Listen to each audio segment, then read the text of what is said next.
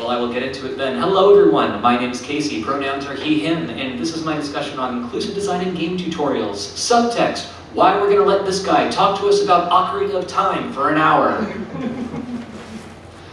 So for a brief introduction, here I am, a young boy of 6 or 7 years old, playing N64 like any red-blooded MAGFest future attending child should. I've been playing games since early childhood. I've been told that the Super Nintendo was my second birthday gift after years of robust parental testing before that to confirm that it was, quote, good enough. I've also been working in academia for nearly a decade, supporting learning and instructional design. And I regularly introduce friends and family and colleagues to new games. It got to the point where whenever anyone needed a way to spruce up a meeting, they would turn to me, and after saying, well, what can we buy at Costco? We then went into kind of gamifying processes. Time and age has grown me up so that I am now a young man running a marathon dressed as Luigi with inflatable go-karts. So it's why I tell myself that I'm good enough to speak on this topic. Before we get into everything, just a few disclaimers as well. Everything in this presentation is from my own personal experiences and facts. Personal experiences, therefore, are not to be taken as cold hard facts. I am not supported by anyone or anything, here purely as a volunteer with MAGFest.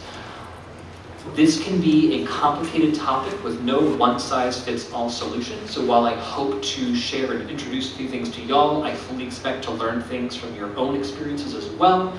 And as increasingly challenging as this is primarily based on a perfect world example, blue sky planning, infinite time, money, and resources, but I will try to talk on a few more realistic challenges, goals, and action points near the end. Speaking of the end, if I've done my homework correctly, at the end of the presentation, there will be a QR code and URL, so if you've liked this or want access to the slides or any of the material that I've used, you can scan that or take a picture of that and have your own copy to go. So tune in, tune out, however best you feel fit. Mentioned gamification before. I'm going to be trying to use poll everywhere during this presentation because I would love to hear y'all's thoughts and comments actively while we go through. So if you're interested, please pull out your mobile device and either type in that URL and or scan that QR code. If I remember correctly, it will likely take you to a please sign in to C.A. Croson's presentation. If you don't have to sign in, great. You should not have to sign in. Love it. It may be in front of the panel that I gave yesterday, so we'll hope it syncs up in the future. But we will use this to kind of share y'all's thoughts as we go along for whether you wish to say them out loud or just submit through the application. So to test that, has everyone had a chance? None? Yes? No devices? All right. How familiar are you all with inclusive design? Please answer via your mobile devices. Are you very familiar? Use it all the time. Somewhat familiar, I've heard it before, or not at all familiar. It's some kind of design that can or cannot be inclusive. All right, the middle median is what I was hoping because that means that I have something to talk to you all about rather than just wasting your time for an hour. So thank you guys so much. Goal is to get the not at all familiar to the next level up, and hopefully we can push the somewhat familiar to I would love to use this. We'll go for enthusiasm. So, why this topic? Inclusive design in a nutshell is an important principle for designers, educators, and whomever who create content for the consumption of an audience. Well, why me summarize it when we have a wonderful little clip here? Honestly, I'm learning every day. The best definition of inclusive design I've come across so far is designing a diversity of ways for people to participate in an experience. That, in a nutshell, is what inclusive design is based on. It is trying to think of what is the target audience that we are making this piece of content for? This game, this educational material, this video, this whatever, and then what do we need to do to meet those goals, and then what can we do to expand that range? What can we do to open it up to reach a more diverse, broad, differently accessible audience so that we can have so we can maximize either the attention, the want, the attraction, whatever you're trying to get, whether you're sending something out into the world or pull something into you. It's how you can help ensure that you are reaching the most possible population in the best possible way for them to experience it. Honestly, thank you so much. We do not need you. So now, how familiar are you all with game tutorials? You're either very familiar. I could name 5 right now. Somewhat familiar. I've heard mentioned them before, or not at all familiar, and you play any new game blindfolded, with or without use of your feet. If anyone actually does do that, I would love to talk to you afterwards and respect you for the skill and the example I just made up. Alright, so the majority of the crowd is very familiar with game tutorials at least, so I will not waste too much time explaining that, but I will share at least why I think, though there are definitely some bad examples, why a game tutorial is necessary, if not essential in some cases. So, borrowing from our good friends at the Extra Credits channel, as they say, every game can be someone's first, and as such, play itself. Because every game is an education. Every game brings us to worlds we've never been to, and throws us into situations we don't recognize. Every game asks us to translate between some series of button presses or clicks and actions happening on a screen. So every game requires a tutorial. And if you're mindful of this and disciplined in your design, you can create the best tutorial there is, one that no one remembers is there. And that's kind of the key thing. A simple approach is the idea that, outlandish as it may seem, Elden Ring could be someone's very first video game. And if that is the case, while I would love to know what series of decisions led them to choosing that as their very first video game, every game should in some way teach the player how to interact with it, whether it be super in-depth or at least you use joysticks and press buttons to do things on screen. Done. Because all that is the introduction to how are they going to get the most out of a gaming experience. Play itself. Worth repeating. So, contents. Personal topic introductions, already gone through that. Don't worry about it. If you missed it, catch this on the replay on YouTube in a year. We're going to talk about inclusive design, how that touches on the themes of accessibility, universal design, and universal design for learning, and then what the heck does that have to do with video games? We'll then get into game tutorials, examples of the bad, the good, and then hopefully the preferred, and then finally wrap up with what's next, some goals, some action points, and then with whatever's time is left, open up to you all for free-form Q&A. And I promise all the Zelda and Link references will make sense somewhere around the middle section of this presentation. So inclusive design. Borrowing from a handy-dandy Pokemon evolution chart here, you can kind of see how you will level this up as you go along. We start with the base form of accessibility, the stringent legal requirement, and in my opinion, the bare basement bottom of what anyone and anyone should expect from this. The next step evolution of that is universal design, saying, okay, we've made things accessible, we've slapped closed captions on at the end, we have added a few features. How can we flip that, and for the next project that we work on, how can we have those ideas and principles in mind from the get-go and incorporate them throughout the entire experience? And then finally, once you've traded around and swapped opinions and subjects with people, you hit the peak form of inclusive design, which is how can we identify any barriers that we may not even be aware of? How can we overcome any inherent or unconscious biases that we're presenting to this? And how can we ensure that we are reaching, the widest target maximum audience that we can, and they are having the best experience that we can create from this? Or even, how can they let us know what challenges that we're hitting in that regard? And then throughout the bottom of the wonderful multi-spectrum rainbow that it is, representation, authentic, real representation is the through line through all of this. Thank you, Pokemon Evolution Chart. Have a rest.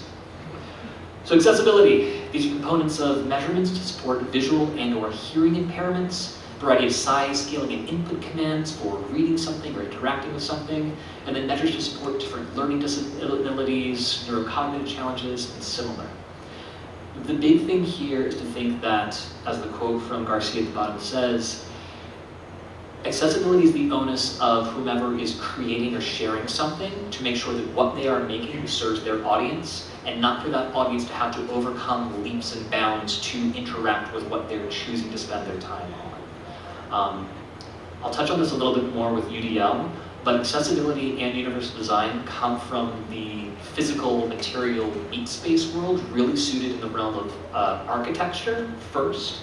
Think of the idea of curb cuts on a sidewalk or accessible doors and similar.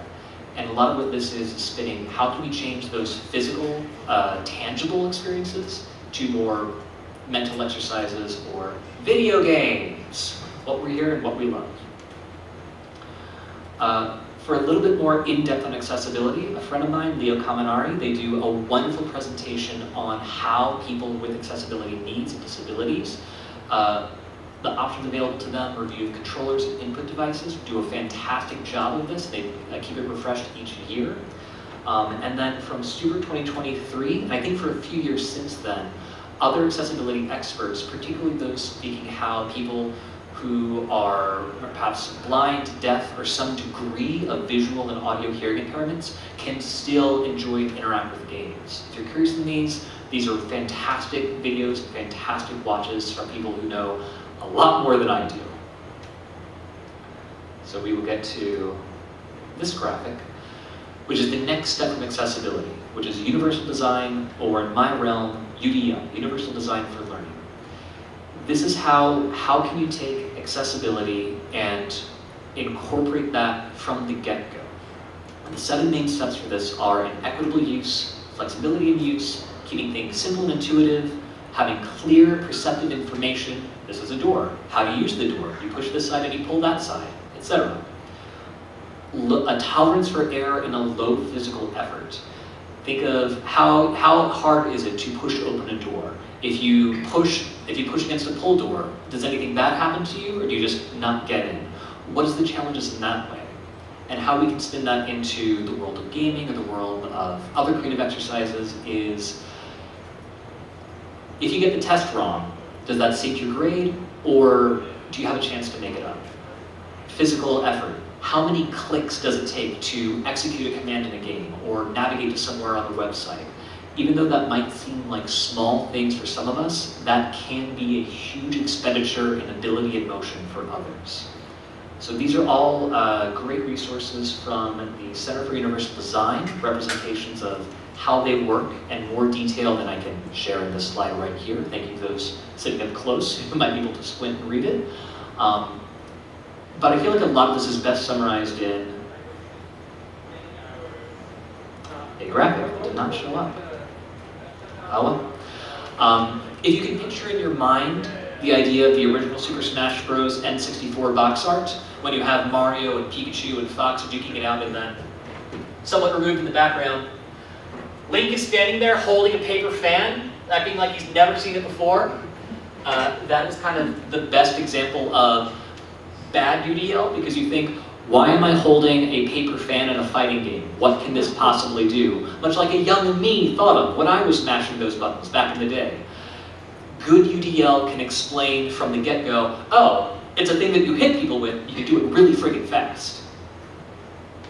So what does this have to do with games? Flexibility in use. Customizable controls in settings.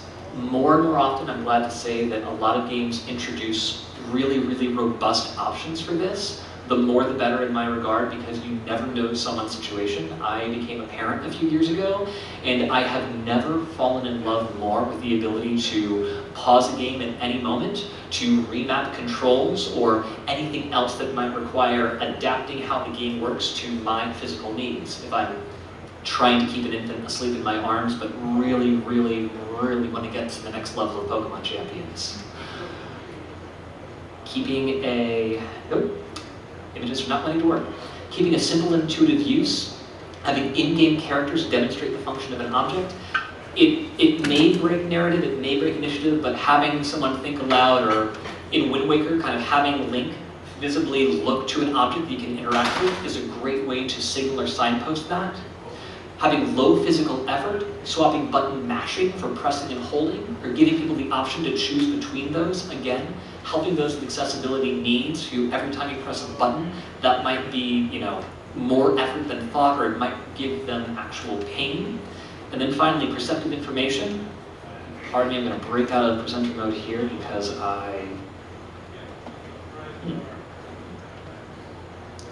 One second.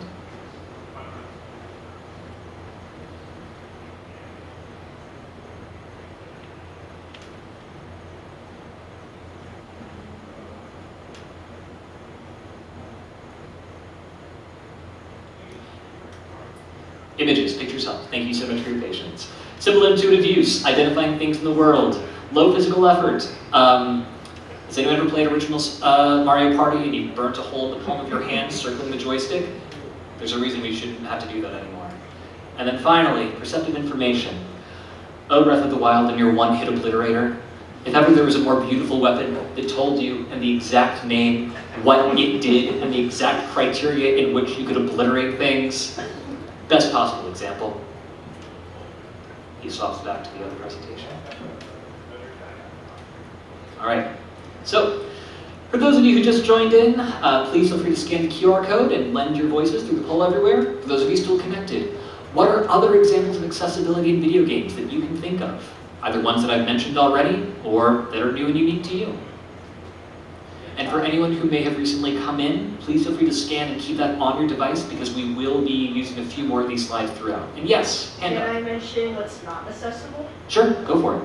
I have beef with Deep Rock Galactic because I have to Google how to do their missions. Mm-hmm. It's not very intuitive how they teach you. And I'm like, when I'm gaming, I want to use the in-game information. I don't want to look at another screen, it cuts my flow. Mm-hmm. And I have a cognitive disability, and this adds a cognitive load, and I don't want to freaking play the game anymore. Exactly, and that is part of what I hope to talk about here is how we can make the in-game experience, or how we can make the in-game experience of the game teaching you how to play it better and rewarding, and not have to rely on, okay, the answer here is look up a game fact, or even if it's still from the publisher or producer of a game, go to a separate wiki that they house on their website. Or Reddit. Exactly, or any of those things. So, accessibility, text, speed adjustment, font, modes, mono hearing, blindness. These are fantastic, y'all. Thank you so much for these. Slow down, being able to invert controls, I'm sure. Color blindness, especially blindness, extreme blindness. Difficulties, arachnophobia and spiders, being able to have kind of content warnings and then adjusting or editing the content of the game to say, hey, this game is about spiders. I do not like spiders. Let us de-spiderfy this until it is just, oh, we're being chased by angry gray blobs. That's still threatening, and it will not cause anyone undue panic. So cool. Thank you all so much for these suggestions and these ideas. I originally gave this panel at Super MAGFest 2023, a week before I presented it. Masahiro Sakurai delivered his very in-depth, very key, honestly, you should watch it rather than listen to me talking about what I've already shared here, but please check out the video that he shared on the modern quality of life features in gaming, particularly the UI using The Last of Us 2 as an example. As you can fully customize anything in that game to your particular wants. You can basically say, game, play yourself, I just want to watch a movie. The game does a good job of setting the defaults at start, giving the players full access to change them. You can even go beyond that. You just have to say, yes, I know that I am.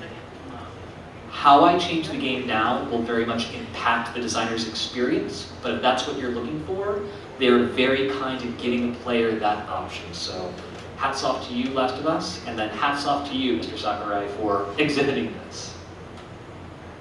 All right, this is why there's so much Zelda in here. I submit to you all that Navi from Legend of Zelda Ocarina of Time, while definitely with their downsides and challenges, is not as awful as a sticking point as the culture may have accepted it being. It's kind of very much the proto-idea of an inclusive tutorial or kind of a living navigation experience, i.e. why she was called Navi. The control provides both an audible and visual cue to impart information, so not only do you see something, but you're hearing it as well. Whether you want to or not is another question, but we'll get there. It can give contextual importance to characters, objects, and experiences in the world, and especially since at that time, this was one of the first 3D games that was going on in this field, that can be super helpful. Even me going back and playing this, I've completely forgotten what the friggin' Scarecrow does at the lakefront, and just knowing, oh yeah, play a song here and something good will happen, is very kind. And then along with Saria's song, it gives the designers the option to say, hey players, if you're stuck, if you're lost, if you've put this down or are coming back to it weeks to a month later, you will eventually know where you are, what you were supposed to be doing in this big, beautiful open world that we've made. It comes to the downside though, in that, hey, listen, over and over and over and over and over and over and over and over and over and over can be quite overwhelming and or repetitive, and the amount of assistance that was available at that time is understandably limited. We've come a long way since then. Hopefully we'll continue to go a long way, but it was a proto-form at that time. So to you all, what games have tutorials that do a poor job of explaining things and or dissuade you or actively discourage you from engaging with them? We heard Deep Rock Galactic certainly has some challenges before, but are there any other games that come to mind? And if Ocarina of Time, and not specifically, is right for you, totally fair, please feel free to share it. Warframe, and I'm going to assume every FromSoft game ever. Warframe I find really interesting because I first played that in like 2018, 2019, like pre-COVID, pre-lockdown. And then I came back to that, I want to say maybe 2022. I had made a new account to play with a new group of friends, and I realized they had completely redone the introduction to the game, and completely redone, like, Warframe, to my experience, completely redid how they introduced you to the game. It became a much more cinematic, much more kind of like flowing and evolving thing, rather than, oh, you're on a spaceship, go and do stuff, there's a worm in your neck, get it out. I was fascinated by that, and unfortunately they did not have a talkative fairy that I could find enough resource images to theme this presentation for, but it was a really unique example that I had seen people going back and changing something from such an early experience. Xenoblade crafting, I've heard that those games are just basically, even after you beat the game, they are still introducing you to new systems and mechanics, and bless whomever can keep all of that in their head. Minecraft, Terraria, again, for me personally, the crafting recipes are something that I would have to buy a separate cookbook to remember and recall. It's more of like, Yep. it's more of like, how are you supposed to know how to make an nether portal? Like, that sort of thing, without anyone telling you? How do you make a nether portal without already knowing someone to tell you that, or looking it up on YouTube, probably? I love it when your friends are the tutorial. Yeah. Yeah, that's like, it makes it more of a social thing, but like if you're playing it, like I never played Minecraft Prime, but like still, It's a hard thing. As someone who, taking from an example here, as someone who tried to introduce his friends to Monster Hunter, that is a feat and a challenge. Thank you, Gaijin Hunter, wherever you are. Monster Hunter World at least got me to, I could at least sort of figure it out on my own. Yeah. At least if I didn't play for very long, other games happened. The more modern Monster Hunter games, at least from what I've seen of World and Rise, have done a very good job of easing the barrier of entry into it and really kind of giving you a lot more visual and perceptive information on this is how much damage your attack does, this is how you can learn it, this is how you can practice that. So good on you as well, Capcom. So all this can be summarized in what are bad examples of tutorials. So I'll play a clip from Blood Dragon poignantly does a horrible job of introducing you. Ocarina of Time has its sticking points. Early Skyward Sword, where every time you restarted the game, whether a new save file or just turn off and turn back on, it says, this is a green rupee, it costs 1. This is a blue rupee, it costs 5. No matter how many times you've done it before, they always give you the exact information. Has anyone here played a Pokemon game by show of hands? Have any of you ever mashed the B button when an old man tries to show you how to catch a Weedle for the very first time? Yeah. All right, so bottlenecking people and forcing them through the tutorial, no matter how many times they may already know or if they do not want to do it, is definitely a thing. And then anything that is hard to access, an unintuitive interface, or etc., especially coming into mini games and sub games that may not have the most intuitive controls for explaining them. And then I have here Balan Wonderworld, the game that tried so hard to give a single button experience and then fell, for multiple reasons, fell flat on its face in that delivery. For the sake of time, I will save this clip. But if anyone has not played through the Far Cry 3, I should really slow down when I'm talking, Blood Dragon DLC, I also have not, but the game specifically has the worst tutorial where it just vomits up everything you can do in the game in a roughly 10-minute long barrage of text that is didactic. The main character is seeing this on his little heads-up display and is physically trapped and unable to move through it. Wonderful comedy and very fourth wall breaking for the industry. Apparently the presentation wants to share it regardless. So all in all, you can see how this could make you feel a little...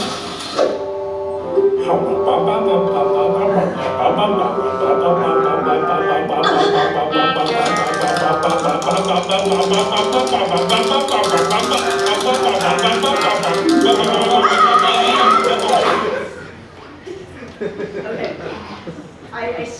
I had to put down Kingdom Hearts 2 because I could not skip cutscenes. Yep. Skipping cutscenes and being able to pause cutscenes. Again, fantastic UDL practices for keeping things appropriate to someone's lifestyle. Quick question? For comment? I have two things to add. Mm-hmm. One of them is that some games like Zenless Zone Zero and Grand Blue Fantasy, when you choose to skip a cutscene, they give you like a 2-sentence summary of the cutscene. Perfect. And two, on a personal basis, I would like it if you have a choice to have the cursor be in a spot where mashing buttons doesn't make you choose something. Mm-hmm. Because as you saw, clicking no means you get it again. Exactly. And if you want it again, but you accidentally click, yeah, I'm ready, well, you're out of luck. Having a big thing for me is if there are cutscenes, tutorials, in-game text, or explaining things, presenting that when it is contextually relevant in the game is great. Giving an option to skip past it or say, hey, do you want to watch this? Yes or no? Also great. And then within like 2 or 3 clicks or 2 or 3 button presses, being able to, oh, I need to look that up again, or I want to rewatch that. All fantastic things to say, we think this is important. If you want to skip past it, great. You can check here, still within the game, to view that later. Nope, we saw you before, Apple. Once is enough. So to flip this then, what games do you all know of that have tutorials that are instructive, engaging, and or both? The Great Plateau for Breath of the Wild is off limits. But if you want to go Sky Islands from Tears of the Kingdom, that also works. Shoot. So I like Zenless Zone Zero's tutorials. Mm-hmm. That partly because they put you in an area where first they explain it, Mm-hmm. but even if you don't get it by reading, they then have you do the thing. Yeah. We'll talk about it a little bit, but one of the earlier topics with universal design was the idea of low physical effort, but also having a place where it is safe to fail. Having a great plateau, having a spot where even if you may suffer bad consequences, they are minimal and do not disengage you enough from the experience. It's still a, oh, this didn't work out, try something else new, rather than this didn't work out, how dare you have failed this, turn the game off, uninstall. So Chrono Trigger, Titanfall 2, Peak. I've been hearing a lot about that game. I have yet to try it out, but from what I understand, it's a wonderful, delightful romp where nothing bad ever happens to you on that. Much like Celeste. Yes, other hand.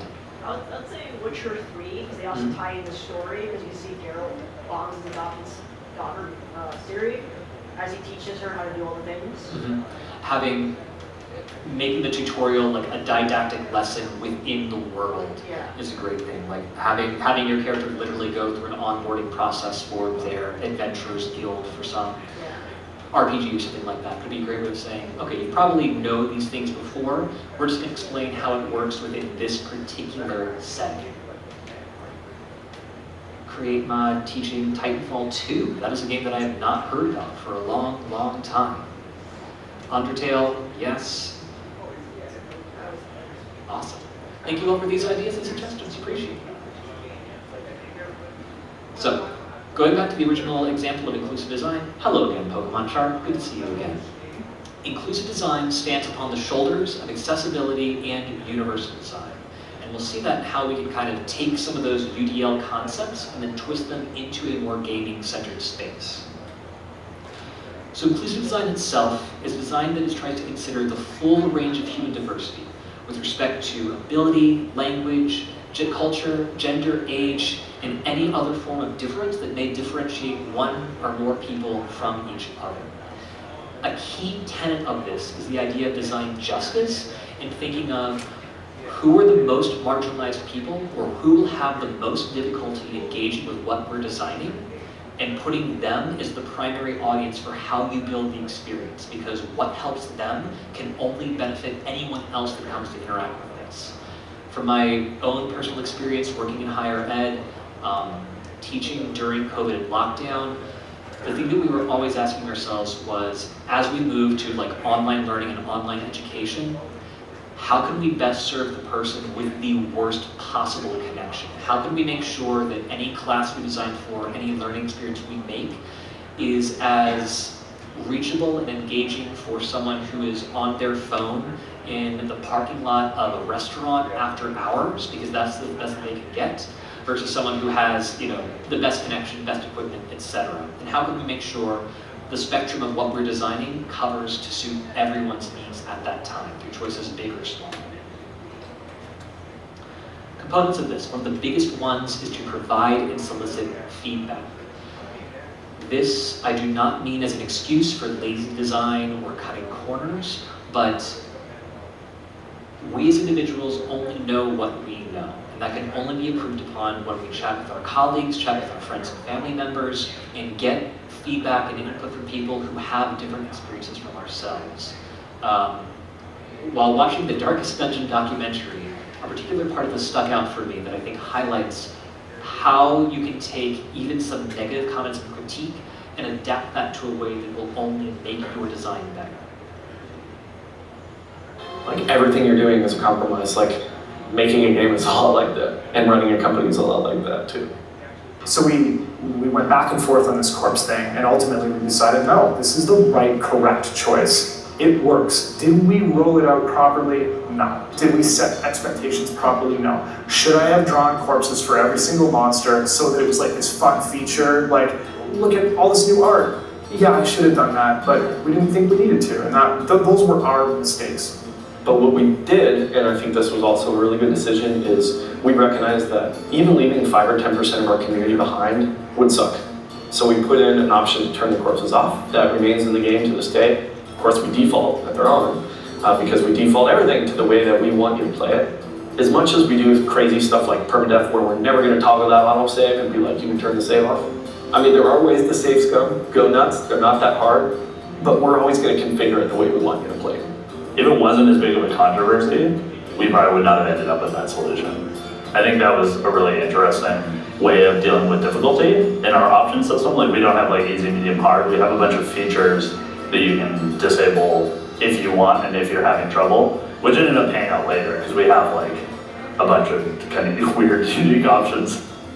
And then we pulled metrics and like 1% of players were turning them off. And we just tanked the review bomb. And ultimately it went away. I mean, people who were new to it didn't know any different. And people who used to like not having corpses adapted new strategies, and we balanced out heroes as time went on. And you know, really, we're talking about a feature in a video game. I thought at the time that it was... Thank you guys. Wait, what was the controversy?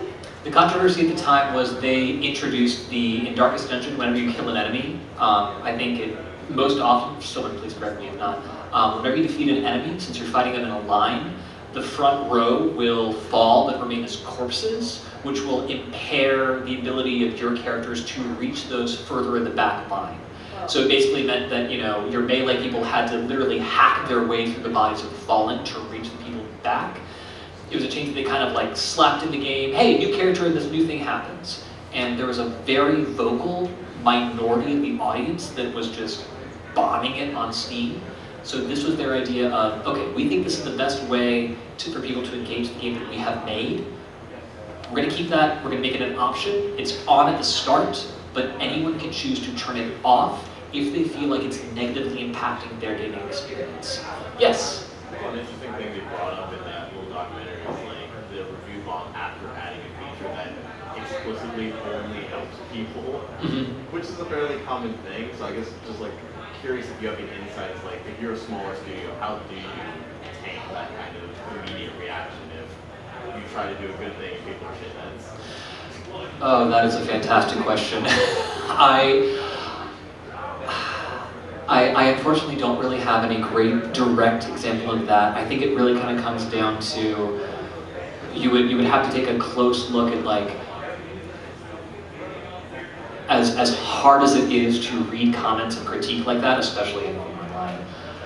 Does it come from a place where people are having like a sincere frustration with how the game is functioning, running, or performing, or is it just idiots are being idiots online? And I think it really kind of then comes down to, do we feel, would changing this feature impact, you know, the message or what we're trying to get through with this game? Or, hey, maybe it's not the best communicated, but maybe there is a glimmer of truth here. And if we can make a slight adjustment or change something from a permanent option to a feature or something that can be toggled, that could be like a good way to try to compromise in that line. This is all with the extreme caveat that, especially in the online modern era, there's a lot of unwanted, toxic, and negative critique, and it really kind of comes down to sorting through how much of it is valid, how much of it is just people being shitheads online, like you said. And back in. And nope, already saw you. Thank you so much. We return to the owl. Setting and maintaining a clear structure. Could there ever be a better example of this? Okay, this picture is an extreme example of this, but this owl, as I'm sure anyone who's played this game knows, will exposition bomb you as soon as you leave the introductory area of Legend of Zelda: Ocarina of Time. And I think the reason the designers made this choice is that they wanted to make sure that, again, first time 3D World Zelda, open world game on the N64, they want to make sure that the player knows what's going on. So at the end of this long exposition dump, that of course we all take the utmost time and care to read every sentence of thoughtfully written dialogue of, they swap where yes and no appear in the menu. So if you are just like a ruthless heathen, just button mashing your way to get through this wonderful florid text, you accidentally repeat all of it because in this one instance, they have changed where and how the UI works. That's a really, really dumb idea for so many reasons.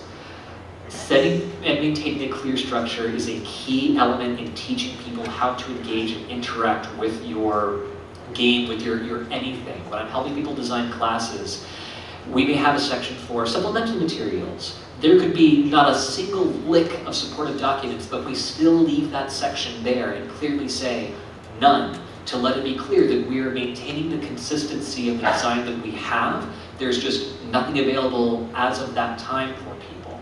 So ensuring that how people use their controls, how they interact with the game, and how it all functions, how those mechanics perform, maintaining that throughout is a very important thing. Asterisk, unless changing it can be done in a meaningful way for the purposeful serving of your game. If the game has meta examples of Undertale, just all of Undertale for the example there, having it change or adapt things like that, but having that be clearly communicated to the player that, oh, something is happening in the game, that is impacting how I interact with it, I understand that now. It's not just a random arbitrary swap of button prompts or menu options that have me throwing my controller as seen in the earlier animation. Yes, Andy again. How do you feel about like diegetic situations where a game mechanic is taken away from you or made worse to reflect like a narrative happening in the game? Like for example, in Destiny 2, there's one mission that I absolutely hate because it has you wade through a lake where you can't use any of your movement abilities or something or the other. The explanation is like that area turns off your guardian ability. It's supposed to be a narrative thing. I hate it, and I'm just curious like how you feel about removing mechanics or breaking mechanics for that narrative purpose. So the question, just for repeating, was what are thoughts on changing or breaking mechanics for the sake of the narrative? I am probably a masochist. I feel like that can really, when done right, which is the biggest asterisk and caveat ever, I feel like it does have a lot to offer the experience of the player if you are changing or removing something from them, but it really has to be, it has to really be meaningful in how that happens. If it's just, oh, get from point A to point B, and now it's harder because of, I don't know, reasons, that's like, why am I even bothering doing this? Skip this. If it's something like, if your character suffers a significant loss of their physical or mental ability, like they can no longer use their arms or part of their body, or like something happens to one of their eyes or something, then all of a sudden you're playing the game and you have lost depth perception or something like that. If it's something that can be conveyed in a clear way, ideally I would really focus on the setup of how it's introduced, giving a moment or two to adjust to that and be like, okay, this is, as the player and the character, you are learning the new normal of this experience, and then making the decision at some point in the design, how long will this last? Is this permanent, or is this going to be, hey, this is how the game is going to be moving forward, and then maybe adding in some accessibility options to reflect that, or a heads up before that happens that a change in gameplay is on the horizon. I feel like that can kind of be a way to have that impact, but then still give people the flexibility in their game and in their experience. Components. Feature diversity in the examples or field exhibited. This is a hugely thorny topic that we do not have time in the remaining, oh goodness, 15 minutes to deep dive into. But the stats that I have here were taken in 2022, but they were that the average video game tester or QA expert was a basic 43-year-old average white male. Which is not to say anything bad about 43-year-old average white males. I am well on my way to becoming one, and I look forward to that day with aplomb. But there are a lot more people in the world, and an increasingly diverse amount of people who are engaging with games, and if we keep that idea of the typical gamer is just, you know, a dad, a dude, or the long-running series of like dad games, there are still options and things that can be had there, but it is really shutting down a rich world of experiences, options, and narratives that so many other people can bring in, either represented in the games or just having those voices and bodies in the room as testers, as contributors, as designers. To grow the representation in games and game design, from the Netflix, it was like the High Score documentary. When I was watching that, a quote that really stood out was when they were developing the Madden series of games, they made the decision to swap from a white football player to like a black African American football player on the cover. And that was a big thing because, as the quote says, for marginalized people, a lot of energy is devoted to justifying your existence in spaces. So when you see yourself already there as the default option from the get-go, that can have a huge impact on your experience and just your interest in continuing with that game, with that series, what have you, from that point forward. So with my whole heart, I say, reach out to those who are not you and get their ideas, get their experiences, get their understanding into how to make games more diverse, more broad, in just every aspect.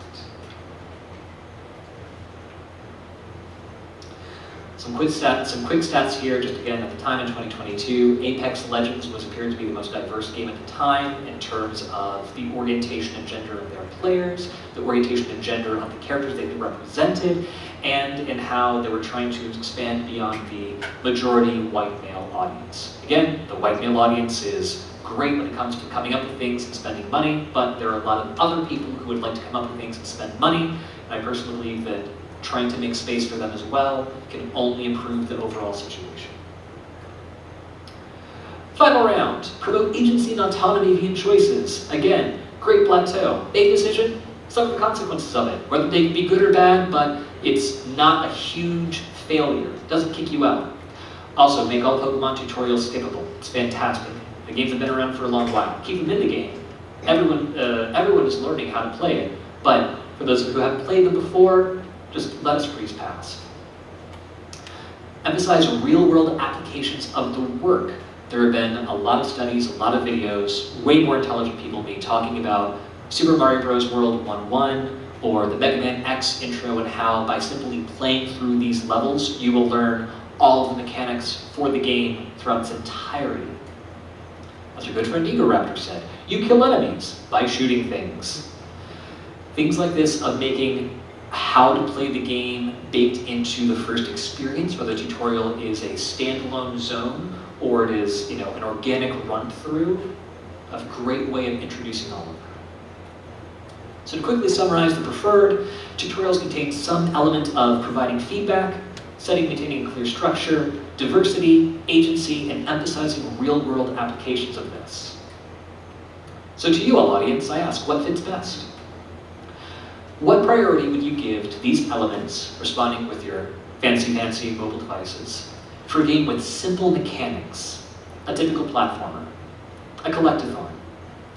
Which of these, from most important to least important, do you think would impact the design of this?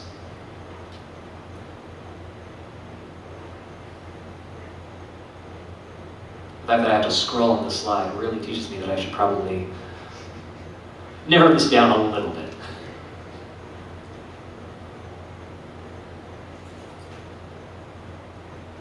All right, so leading is promoting agency and autonomy. You do a thing, and this is what happens.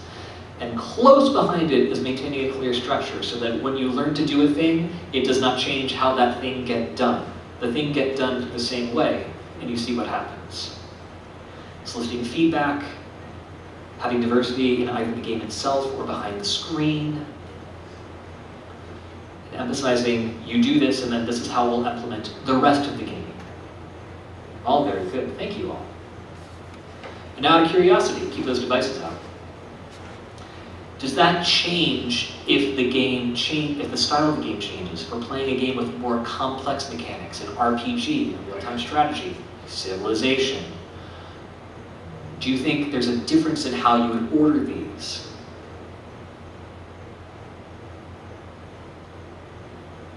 Or if not, that's also perfectly fine.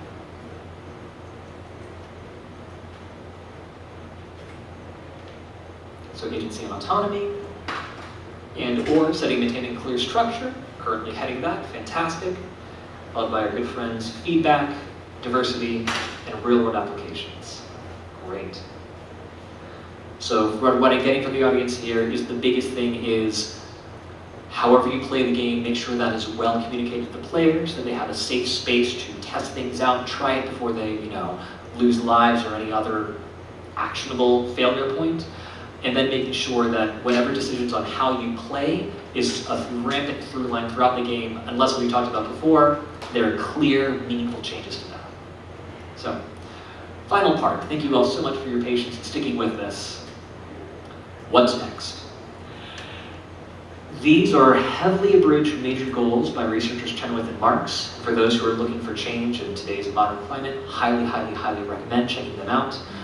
The biggest thing here is to work together to really strengthen the idea of designers, developers, and community to pressure larger groups or to help nurture amongst ourselves the change that we want to see. Action points. Again, the Zelda references with this guy. Adopt these principles discussed in your own work, doing as much as you can, when you can, as safely as you can. Contemporarily, it is not the best time, or at least the easiest time, to champion some of the things we've been talking about right now. So I stringently say do what you can when you can, as safely as you can, but know that any drop in these metaphorical buckets is still a drop that will gather.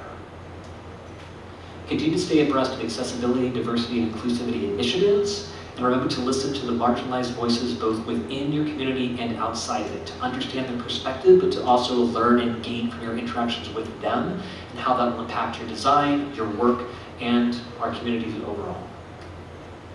And then finally, you can support organizations like Able Gamers, Black in Gaming, Safe in Our World, Queer Tea Gamers, as well as MAGFest's own internal inclusivity group, the Magpie Nest. And all of these can be ways that as a group we can all kind of build and strengthen our communities to help promote these meaningful changes. For my friend Monica Fan, an active game designer, some questions to ask yourself when you're thinking through your processes. Does the playtest audience accurately represent who we want or intend to be playing this game? Are we talking about accessibility and inclusivity at the get start, or is there enough time to adopt these? Am I listening to the voices that we're hearing from? Am I meeting the needs of our audience and the communities that we're serving? As well as to yourself, big one that Monica says, what games are you playing? Play more games, play different games. Each game that you play can give new inspiration, new ideas, or new experiences. Even if you don't like it, you can at least see what is outside of your wheelhouse, and inspiration can strike from anywhere. Questions to ask your team. Overall, who is your target audience? What is the profile, or who is the identity of the player that you're seeking to reach? There is a realm of difference between match 3 players and like FromSoft hardcore players, but I'm sure there are some things that both groups like. So if you're looking to design something within that intersection, that's to kind of have that conversation or start pulling those responses from. Who are you excluding the design of your game? And then why is that happening? Or what can be done to remove some of those exclusions? Are there any physical, sensory, or motor requirements to play the game? Can you reduce those requirements with accessibility features? Are there any triggers or content warnings that would be good to include or have? And then are the choices that you're making to open things up or to kind of say, hey, this is really important for our experience, making sure that it is an intentional choice that you stand by and not just something that is overlooked or accidentally overthought. So in conclusion, inclusive design builds upon the pre-existing goals of accessibility and universal design to broaden the audience and experience. Tutorial design can be challenging and rewarding, and each of these can be beneficial when applied within the right context. In 2022, when Dwarf Fortress finally got published for the first time, a quote that I love to see is that, when discussing the creation of a tutorial for that, we want the world to be able to lose this game and have fun doing it. I think that is a perfect summation of what a good tutorial design should be. You may fail and fail hard, but you know why you failed and you had a good time doing it. Like I said before, if you would like a copy of these slides, please scan the QR code now or take a picture and use the URL later. We'll linger here for just a moment or two.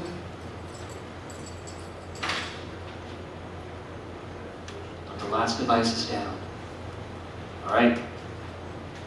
Any questions that we haven't gotten to? Thank you all so much for your time and your attention. Greatly appreciate it. Feel free, shout out, post here, or enjoy the rest of your time at MAGWest. Yes?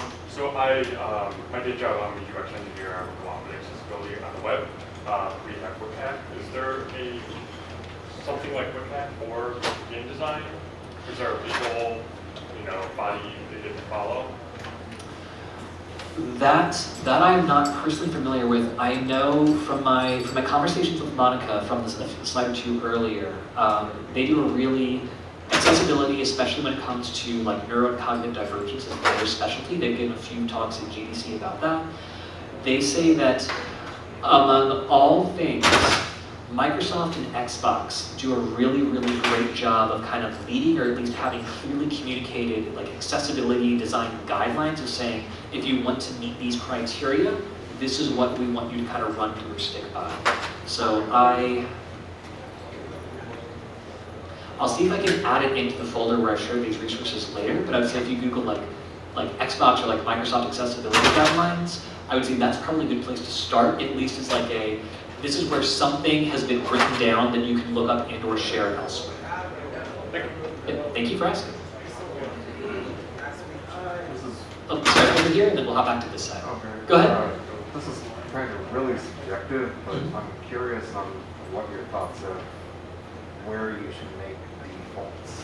Where you should make defaults? Yeah, like sort of using that comparison thing, like a FromSoft game versus Last of Us.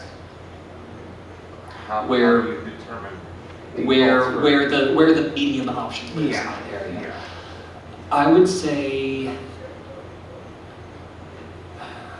if it were me, I would probably recommend that should be kind of the average of experiences from both designers playing the game, but then from any playtesters or Q&A people based on that feedback.